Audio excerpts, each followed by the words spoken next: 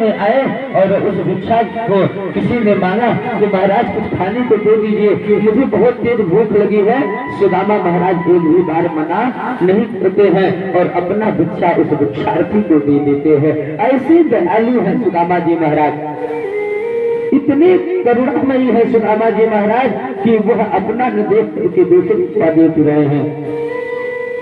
महाराज पहनने के लिए वस्त्र नहीं है, खुद फटी धोती को पहन रहे हैं महाराज।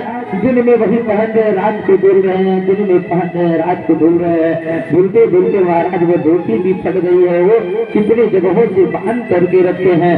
सुशीला फटी धोती पहन करके अपना जीवन यापन कर रही है, किसी से कुछ बोल नहीं रही है। अरे महाराज यह गरीबी को देखते देखते सुशीला खस्त हो गई। अरे जिसके घर में गरीबी हो महाराज, और अगर बच्चे का तबीयत खराब हो जाए और उसके पास धन न हो तो सोचो वह कैसे जीवन को काटती होगी। गरीबी महाराज वही समझ सकता है जिसके जीवन में वह पल बीते हो, जिसके जीवन में वह पल ही ना बीता हो, गरीबी को क्या समझेगा महाराज। जिसके घर खाने को अन्न ना हो उससे पूछिए गरीबी क्या होती है। जिसके घर में पहनने के लिए कपड़े ना हो उससे पूछिए गरीबी क्या होती है। जिसके घर में बच्चों को पढ़ाने का धन ना हो उससे पूछिए गरीबी क्या होती है। अरे उससे पूछिए महाराज गरीबी क्या होती है जिसकी कन्या बड़ी हो गई हो पर विवाह ना हो रहा हो। महाराज उससे जाकर पूछ करके आइए कि जिसकी कन्या बड़ी हो गई उसका विवाह ना हो रहा हो।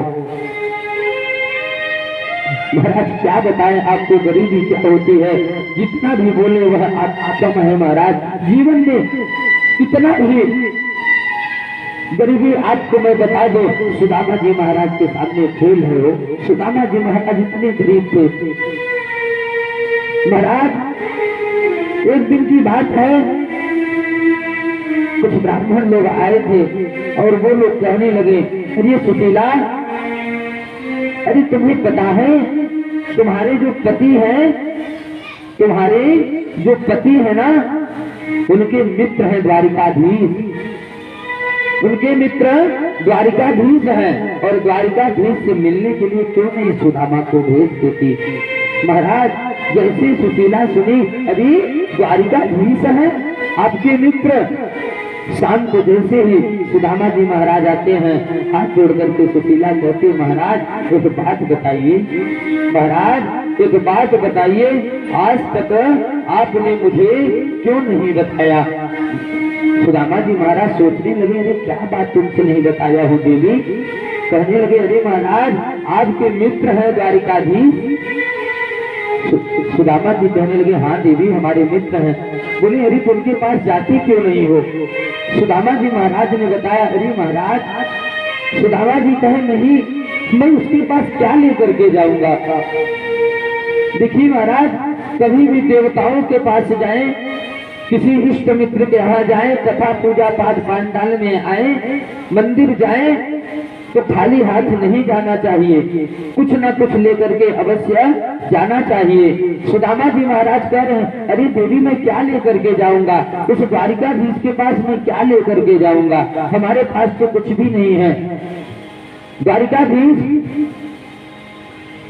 के पास जाने के लिए कह रही है मैया सुशीला, और जैसे ही कहीं भगवान मान तो गए, कहे देख मैं जाऊंगा तो कुछ मांगूंगा नहीं, मैं अपने मित्र से कुछ मांगूंगा नहीं।